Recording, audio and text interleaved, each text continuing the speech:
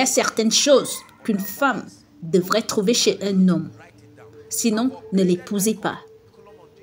Notez-le, j'ai amélioré ma connaissance sur ce sujet. Vous serez intéressé d'entendre ces choses que je vais vous dire maintenant. Que vous le sachiez ou non, croyez-moi juste. Tout frère qui ne va pas dans ce sens est dangereux. Mes sœurs, qu'ai-je dit? Qu'il est dangereux. Je n'ai pas dit qu'il était mauvais. J'ai dit qu'il était dangereux. Je me fiche de savoir si le frère est Joshua Selman. Je me fiche de savoir si le frère a une Bible sur la tête. Et s'il ne répond pas à ces choses, votre maison sera un désastre et vos enfants seront un désastre. Prêt? Numéro 1, vous n'avez pas à parler de relations et de mariage avec un homme qui ne craint pas Dieu. Ne soyez pas pressés. Permettez-moi de définir ce que j'entends par la crainte de Dieu. Remarquez que je n'ai pas dit né de nouveau. Parce que cette chose a été abusée au XXIe siècle. Un frère né de nouveau n'est pas quelqu'un qui est venu à l'appel de l'autel et que vous avez vu lever la main. Ce n'est pas un frère né de nouveau craignant Dieu. La raison principale pour laquelle la société est en décadence, écoutez-moi, c'est que les hommes ne craignent pas Dieu. La crainte de Dieu n'est pas la croyance en Dieu. La foi en Dieu et la crainte de Dieu sont deux choses différentes. Je peux avoir foi en Dieu et ne pas craindre Dieu. Sommes-nous ensemble maintenant? Je suis un chrétien, je suis un enfant de Dieu. Ma vie est régie par une référence. Écoutez, la Bible est ma référence. Et sommes-nous ensemble maintenant? Mes décisions sont prises en fonction de cette référence. Alors, quand vous me dites que vous êtes un mari, avec quelle référence menez-vous votre vie de famille? Il y a tellement de personnes qui vont à l'église, mais il n'y a aucune règle qui régit leur vie, leur idéologie et leurs décisions.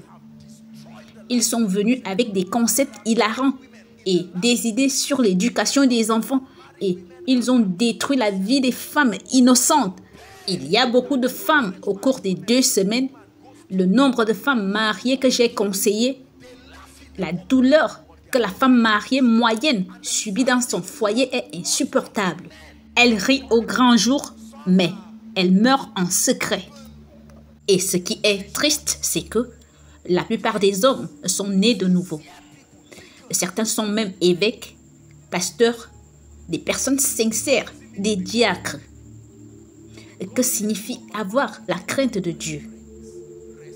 Avoir la crainte de Dieu signifie, numéro 1, avoir de la révérence, du respect pour Dieu.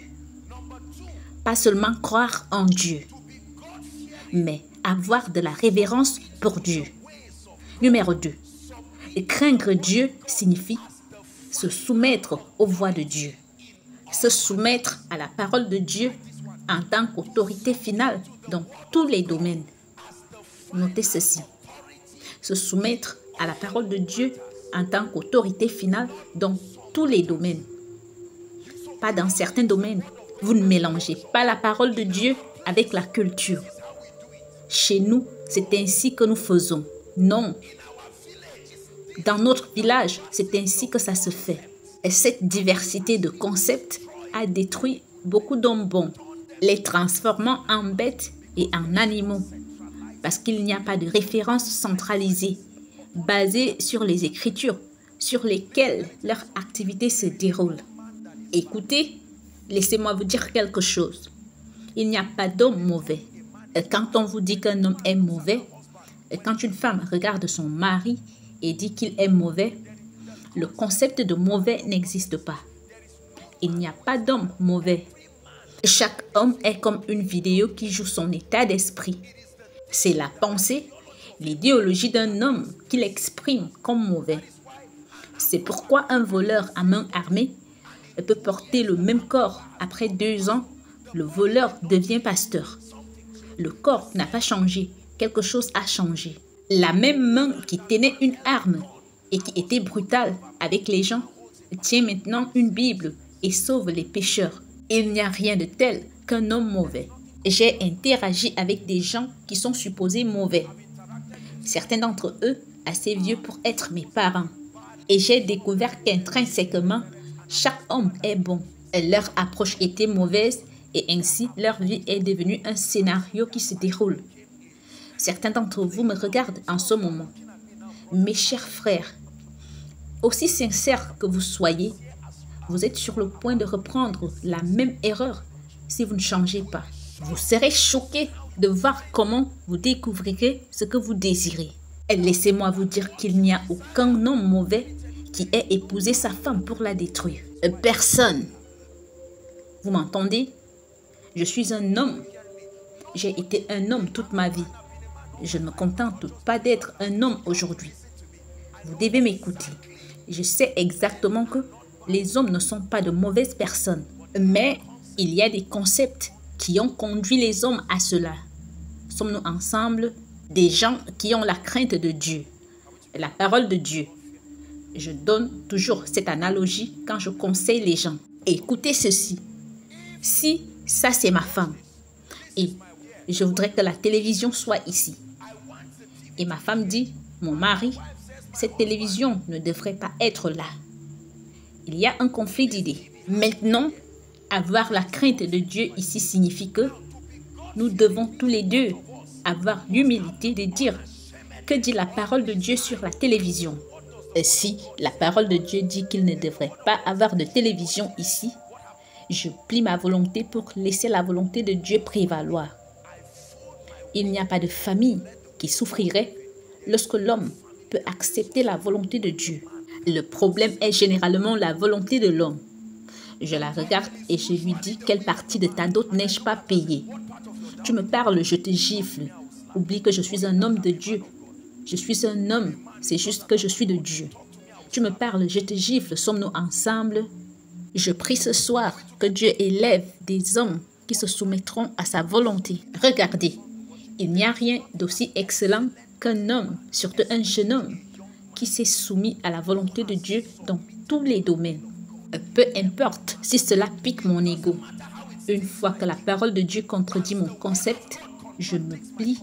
Je ne cherche pas d'explication. Non, monsieur. C'est la crainte de Dieu qui vous fera ne jamais porter main sur votre femme. Vous êtes en colère. Mais que dit la Bible à propos des épouses? Elle dit de les traiter comme des vaisseaux plus fragiles. Donc, lorsque vous giflez votre femme, vous n'êtes pas seulement un homme stupide. Vous ne vous soumettez pas aux voies de Dieu. Et lorsque vous aimez votre femme, et juste parce qu'elle s'est coiffée, vous êtes charnel. Premièrement, ça, ce n'est même pas du vrai amour. Parce que la Bible dit, Marie, aimez vos femmes comme Christ a aimé l'Église. Donc, le truc maintenant, c'est d'étudier comment Christ a aimé l'Église. Et lorsque nous étions encore pécheurs, Christ est mort pour nous. Nous ne méritions pas son amour. Nous n'étions non plus qualifiés. Et donc, quand un homme punit sa femme de gagner son amour en s'habillant bien, je ne suis pas contre le fait de bien s'habiller. Je ne suis pas contre le fait de bien paraître. Je ne suis pas contre toutes ces choses. Mais si vous forcez votre femme à succomber à ces choses, le jour où elle voit une autre femme qui a ces choses beaucoup plus qu'elle, elle devient complexée. Parce qu'elle sait à quel point votre amour est imprévisible. La crainte de Dieu. Beaucoup d'hommes ne craignent pas Dieu. Les principes de la parentalité. Savez-vous qu'il y a des familles et des cultures qui enseignent, par exemple, qu'un homme peut battre sa femme au moins 1 ou 2 fois, afin que lorsqu'il la tape, elle sache qu'il n'est pas stupide. Je veux dire, c'est une démonstration de la masculinité. Je te dépasse en âge, en force, en tout, en salaire. Et tu plaisantes avec moi, je te tape 1 fois et puis je te demande pardon. Elle vous pardonnera, mais le souvenir de ce qui s'est passé restera en place. Et cela a marché avec beaucoup de gens, mais je déteste cela. Je me fiche que cela marche ou pas. Ce n'est pas cohérent avec la parole de Dieu. La parole de Dieu ne concerne pas ce qui marche ou pas. C'est ce que Dieu dit. Si j'applique la parole de Dieu et que cela ne marche pas, je resterai quand même là. Non pas à cause du résultat qu'elle produit, mais parce que c'est ce qui est sorti de la bouche de Dieu.